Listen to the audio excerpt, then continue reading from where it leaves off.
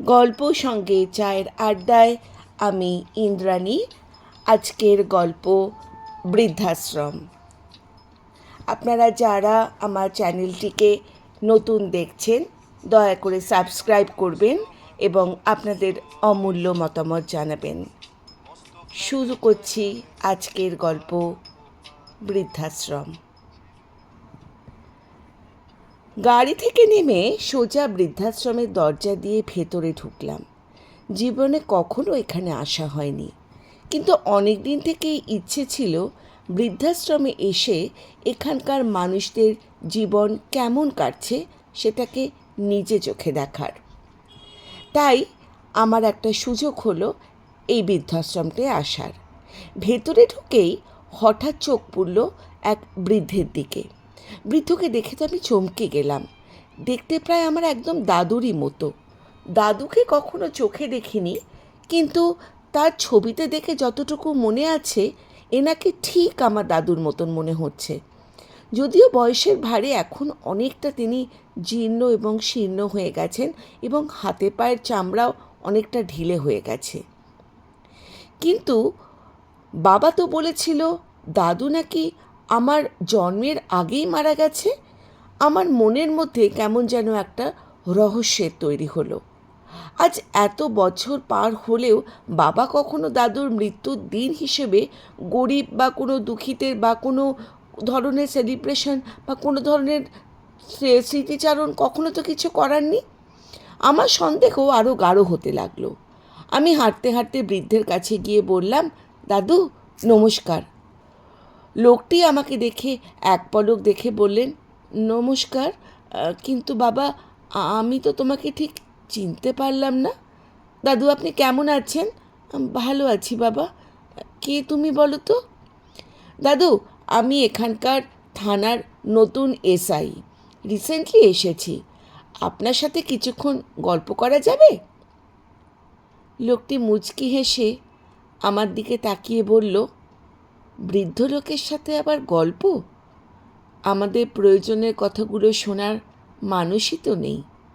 না না দাদু, আপনি আপনি আমাকে বলতে পারেন, আমি সত্যিই আপনার সাথে গল্প করতে চাই। এই বলে লোকটি হাত ধরে নিয়ে বারান্দার একটা কাঠের বেঞ্চে গিয়ে বসলাম। বয়সের ভারে ঠিক মতন হাঁটতেও পারে না, ঘাড়টা নিচু হয়ে গেছে, হাতে একটা লাঠি নিয়ে সবসময় চলাফেরা করতে হয়। তবুও আমি জিজ্ঞাসা করলাম ওনাকে, আচ্ছা দাদু আপনার কি নাম? লোকটি বলল, আমার নাম উৎপল, উৎপল ঘোষ। ও আচ্ছা, কিন্তু এটা যে আমার দাদুর নাম। আমি মনে মনে বললাম। আমি বললাম, ও আপনার এখানে আসার কারণ কি? মানে আপনার কি পরিবারের লোক আপনাকে কেউ দেখে না? লোকটি সঙ্গে সঙ্গে বলতে লাগলেন, তুমি অত কথা শুনে কি করবে বাবা? ভাগ্যের নির্মম পরিহাস আমাকে এখানে এনেছে, তাই আমি এখানে রয়েছি। আমি না, আসলে দাদু আমার একটু জানার ইচ্ছে হচ্ছিল। লোকটি, সেটি তোমাকে বলে আর কি হবে বলো, কী বা লাভ? বুঝতে পারলাম লোকটি এখানে আসার কারণটা প্রকাশ করতে চাইছে না। তাই আমিও আর জোরাজোরি না করে বললাম, আচ্ছা ঠিক আছে দাদু, তোমার যদি ইচ্ছে না হয় তুমি বলো না। সরি, আমি তোমাকে তুমি বলে ফেললাম। লোকটি হেসে বলল, তুমি আমাকে তুমি বলতেই পারো। লোকটি বলল, আমার না দুটো ছেলে আছে আর দুটো মেয়ে আছে, মানে ছিল। আমি সঙ্গে সঙ্গে বললাম, আমার তো বাবা আর আমার কাকা আর আমার একটা পিসি রয়েছে, তারা কি এখনো নেই? লোকটা বলল, তারা বেঁচে থাকলে আমার কাছে তারা মৃত। কারণ আমি যদি বেঁচে থাকতাম তাহলে কি আজ তারা শেষ জীবনে এসে আমার সাথে একবারটি দেখা করে যেত না? তাদের কাছে আমি মৃত। ঠিক বলেছেন। আচ্ছা দাদু, আপনি এখানে কত বছর হলো এসেছেন?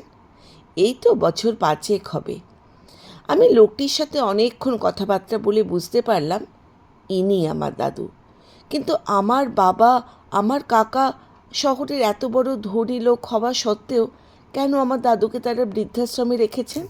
আর কেনই বা আমাকে বলছেন যে আমার দাদু মারা গেছেন?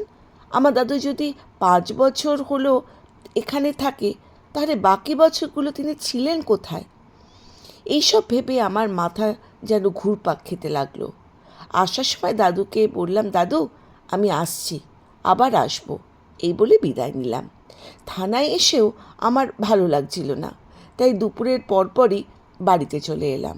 বাড়িতে ফিরে আসতেই রুহি জিজ্ঞাসা করলো, কি ব্যাপার, আজ এত তাড়াতাড়ি চলে আসলে যে? আমি, শরীরটা একটু অসুস্থ হওয়ার জন্য চলে এলাম। কেন, কি হয়েছে তোমার? আর তুমি এত ঘামছই বা কেন?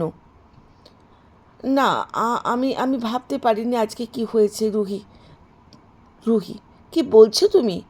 তোমার কথা আগামাথা তো আমি কিছুই বুঝতে পারছি না। আমি তোমাকে পরে সব বুঝিয়ে বলছি, আমাকে একটুখানি ফ্রেশ হতে দাও আগে, আমার ভীষণ টায়ার্ড লাগছে। আচ্ছা ঠিক আছে, তুমি একটু বসো, আমি তোমার সব কিছু ব্যবস্থা করে দিচ্ছি। এই বলে রুহি ওয়াশরুমের দিকে চলে গেল। খানিকক্ষণ পর আমি ড্রেস চেঞ্জ করে তোয়ালেটা হাতে নিয়ে ওয়াশরুম থেকে ঢুকলাম। চলুন এর মধ্যে আমার পরিচয়টা আপনাদের দিয়ে দিই। আমার নাম হচ্ছে প্রীতম, আর 4 ভাই বোনের মধ্যে সবার ছোট আমি। সরকারি চাকরি হিসেবে পুলিশের এসআই হওয়ার আমার এখানেই হয়েছে। বাবা মা বড় ভাইয়ের কাছে থাকলেও অন্যান্য সবার যার যার মতন নিজের কেরিয়ার আর ফ্যামিলি নিয়ে ব্যস্ত। তবে বাবা মাকে সবাই যথাযথ সম্মান দিয়েই রাখে। আমার ছোটোবেলা থেকেই নেশা দুস্থ আর অসহায় মানুষদের নিয়ে থাকতে ভালো লাগে। এই জন্য অনেকবার ইচ্ছে ছিল যে বৃদ্ধাশ্রমের লোকেদের সাথে কিছু করার, তাদের সাথে সময় কাটানোর। আর এই জন্যই আমি আজকের বৃদ্ধাশ্রমে গিয়েছিলাম। আর তারপর থেকে আপনাদের যা যা বলেছি তা তো আপনাদের অজানা নয়। ওয়াশরুম থেকে বের হয়ে রুমে এসে দেখি রুহি টেবিলের ওপর খাবার সাজিয়ে দিয়েছে। ও, আপনাদের তো রুহির কথা বলাই হয়নি। রুহি হচ্ছে আমার স্ত্রী, যাকে ভালোবেসে গত 1 বছর আগেই আমি বিয়ে করেছি। খুব স্মার্ট, সুন্দরী আর বিচক্ষণ একটি মেয়ে। তবে আমার ব্যাপারে, আমার ভালোবাসার ব্যাপারে তার প্রচণ্ড খেয়াল, আর সারাক্ষণ আমাকে নিয়ে চিন্তায় অস্থির হয়ে থাকে। বলতে গেলে আমার পার্সোনাল ডাক্তারও বলা যেতে পারে। যাই হোক, চলুন, টেবিলে খাবার দিয়ে দিয়েছে, খেয়ে নিই। দুজনে খেতে খেতে হঠাৎ রুহি আমার দিকে ঘুরে তাকিয়ে বলল, আচ্ছা তোমাকে একটা কথা জিজ্ঞাসা করব? বলো। না ঠিক আছে, আগে খেয়ে নাও, তারপরে বলছি। না, আমার একটু না ভয় হচ্ছে। তোমার সাথে কথা বলতে কিছু সিরিয়াস ঘটেছে কি? সিরিয়াস তো বটেই। তারপর দুজনে খাবার খেয়ে বিছানায় গিয়ে বসতেই রুহিকে সব কিছু গুছিয়ে বললাম, এবার বলো তো কি হয়েছে, পুরো ঘটনাটা বলো। জানো রুহি, আজকে আমি আমার দাদুকে দেখে এলাম। দাদু মানে? তোমার দাদুকে তুমি কি করে দেখলে? আর তো আগে কোথা থেকেই বা পেলে? উনি তো মারা গেছেন। আমি দেখলাম আজকে দাদুকে। তোমার দাদু? তুমি কি বলছো এসব? এতদিন তো সেটাই জেনে এসেছি যে উনি মারা গেছেন, কিন্তু আজ যখন নিজের চোখে গিয়ে দেখলাম তখন কি বলছো এসব আবোল তাবোল? এই তোমার তোমার শরীর ঠিক আছে তো? আমার কিরকম ভয় করছে। আমার শরীর ঠিকই আছে, কিন্তু বিশ্বাস করো, এটাই সত্যি, আমার দাদু বেঁচে আছে। এত বছর আগে মারা যাওয়া মানুষ কি করে বেঁচে থাকতে পারে গো? রা এই এই তোমার শরীর শরীর ঠিক আছে তো প্রীতম? রুহি, তুমি আমাকে বিশ্বাস করো, আমি আজ আমার দাদুর সাথে আজকে দেখা করে এসেছি। আচ্ছা ধরে নিলাম উনি বেঁচে আছেন, তাহলে বলো তিনি এখানে এখানে কেন আছেন? কোথায় আছেন? বৃদ্ধাশ্রমে। মানে? প্রীতম তুমি এসব কি বলছো? তুমি কি আমার সাথে মজা করছো? তোমার দাদু বৃদ্ধাশ্রমে কেন থাকবেন? এই প্রশ্নটাই তো আমার জানার। বাবা কাকা এত টাকা পয়সা থাকা সত্ত্বেও আমার দাদুকে বৃদ্ধাশ্রমে কেন রাখলো? রুহি, তুমি কি সত্যিই তোমার দাদুকে দেখেছো? অন্য কেউ তো হতে পারে, তাই না? আমি, রুহি, তার সাথে আমি 1 ঘন্টা ধরে কথা বলে এসেছি এবং তার পুরো বায়োডাটা জেনে এসেছি। তার নানা কথার মধ্যে দিয়ে আমি জানতে পেরেছি যে তার দুটো ছেলে আর একটি মেয়ে এবং সব কিছুই আমার দাদুর পরিচয় বহন করে। সবচেয়ে আশ্চর্যের বিষয় হলো তিনি কী কারণে বৃদ্ধাশ্রমে এলেন সেটাই বললেন না। রুহি: কেন? অনেক চেষ্টা করলাম জানো, তিনি বললেন না। তিনি কেন কেন আমি জানি না। রুহি: তাহলে তিনি নাকি মাত্র 5 বছর ধরে বৃদ্ধাশ্রমে এসেছেন। তাহলে তিনি এতদিন কোথায় ছিলেন? আরে এটা তো আমারও প্রশ্ন। 5 বছর এর আগে তিনি কোথায় ছিলেন? তুমি কি তোমার পরিচয় দিয়েছ? না না রুহি, এখনও কোনো পরিচয় দিইনি। যদি পরিচয় দিলে আর কথা না বলে। রুহি: ঠিক করেছ। আগামীকাল কি আমাকে একবার নিয়ে যাবে? আমি: তুমি যাবে? রুহি: হ্যাঁ, কারণ আমিও তো তোমার দাদুকে ছবিতেই দেখেছি। আমিও গিয়ে গিয়ে একবার না হয় দেখে এলাম। পরের দিন আমি আর রুহি সেই বৃদ্ধাশ্রমে আবার গেলাম। গিয়ে দেখে ওই লোকটি একটি ছোট্ট রুমে শুয়ে আছে।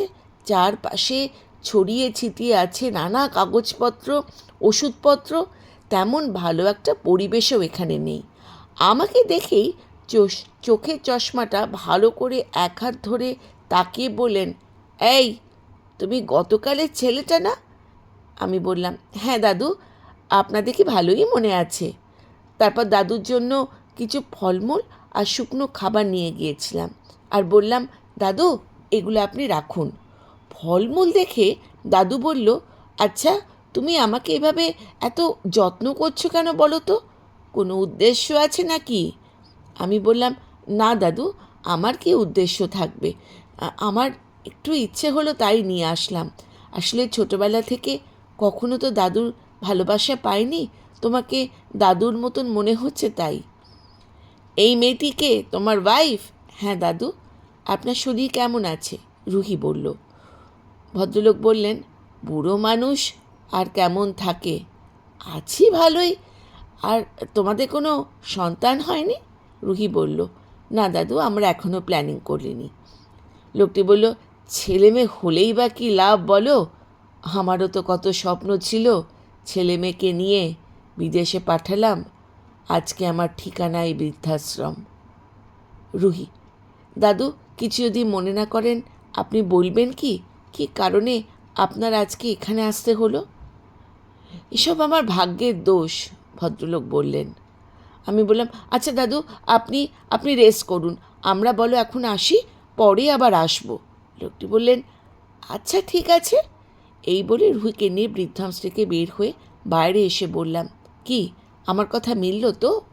রুহি বলল, চেহারা তো একদম একই রকম গো, শুধু মুখটা যেন একটু ছোট হয়ে গেছে। আমি বললাম, কিন্তু সমস্যাটা কোথায় জানো? দাদুর মুখ থেকে তো কোনো কথাই বার করতে পারছি না।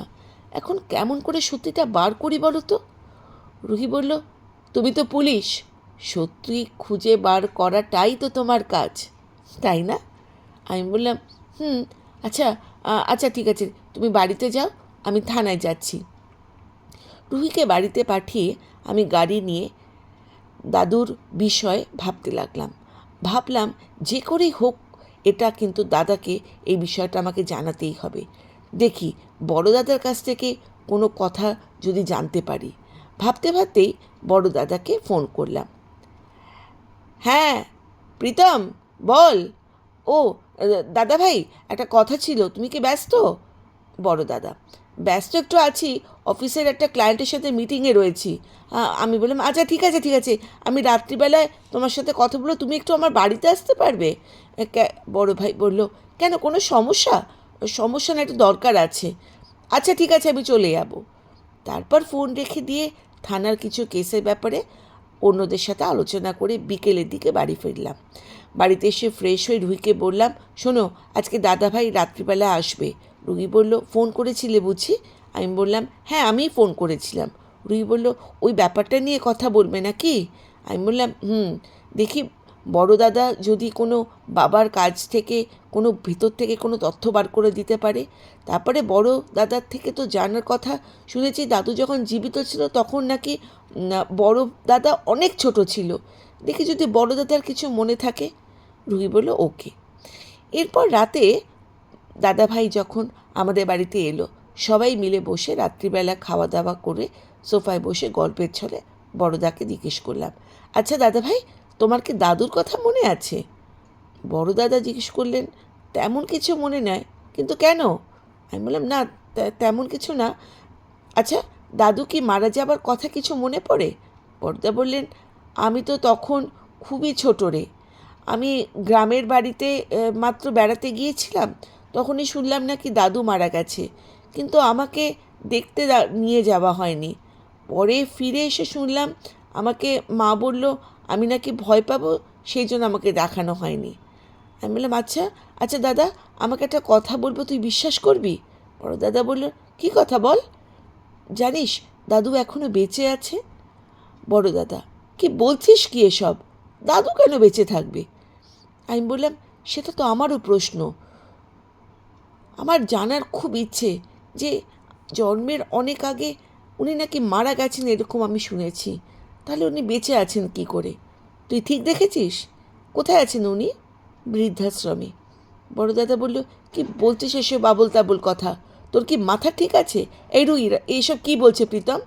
রুই বলল, আমিও প্রথমে বিশ্বাস করিনি দাদাভাই, কিন্তু আমিও আজকে নিজের চোখেই দেখে এসেছি। আমারও মনে হচ্ছে উনি বেঁচেই গেছেন।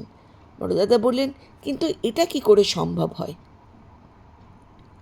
আমার চ্যানেলটিকে যারা শুনছেন তারা যদি দয়া করে আপনারা চ্যানেলটিকে সাবস্ক্রাইব করেন বা আপনাদের কীরকম লাগছে একটু যদি জানান, তাহলে খুব ভালো হয়। আপনাদের এক একটি লাইভ আমার পেলে খুব ভালো লাগবে। শুরু করছি বৃদ্ধাশ্রমের পরবর্তী পার্ট। আগামীকাল আমরা ঠিক করলাম আমরা বৃদ্ধাশ্রমে গিয়ে সবাই মিলে দেখতে যাব। বড় দাদা বলল, আচ্ছা ঠিক আছে, সমস্যা নেই, আমি যাব তোদের সাথে। তারপর আরও কিছুক্ষণ ধরে কথা বলে সকালে আসবে বলে বড় দাদা তো চলে গেল। এরপর আমি আর রাত না করে আমি আর রুহি দুজনে মিলে শুয়ে পড়লাম। আজ আমাদের বৃদ্ধাশ্রমের কর্তৃপক্ষকে দিকে যাওয়ার সাথে আমাদের কথা বলারও কথা। সেজন্য গিয়ে জিজ্ঞাসা করলাম, কি ব্যাপার স্যার, এখানে কি কোনো সমস্যা হয়েছে? আপনি দুদিন ধরে এখানে আসছেন দেখছি, এনি ট্রাবল, এনি প্রবলেম? আমি বললাম, না ঠিক সেরকম কোনো প্রবলেম নেই। তারপর বড় দাদাকে সাথে নিয়ে সেই লোকটার রুমে গেলাম। লোকটা যেই জায়গাটায় বসেছিল ঠিক সেই জায়গাতে বসেই বই পড়ছে। আমি দাদাকে বললাম, ওই যে তিনি। বড় দাদা ভালো করে দেখে লাগলেন। বৃদ্ধাশ্রম আরও চলবে, শুনতে থাকুন। নমস্কার।